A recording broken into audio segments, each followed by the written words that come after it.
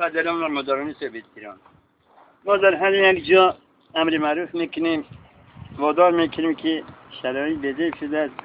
هر یک بنده مسلمین باید فهمد که هر یک قدم ما گناه است. چون که میگویند جوانان زیایان آینده ملت است. اکثر زیایان حاضر در تاکید میکنیم که بچه های جون تپروس نکشه، ناس نکشه، اتمرد بشه، بنگ بزن، افیون بزن، آنه گیر بزن، ککاینی مریخوان بزن. تو نامرد هستی برم ناس میخری همون پیوه غدا را شکمت برم که دیگه قبلی ساقرم آری میمیری سپیش زنی کنیک هنزی بابز کزن که یک تبینه بگه مرد است.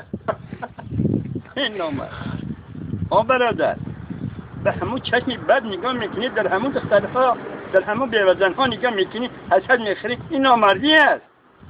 میتونه قپیدگی تا فوز مانده گویده میگی وقتی مرد هستی نامردی نکن.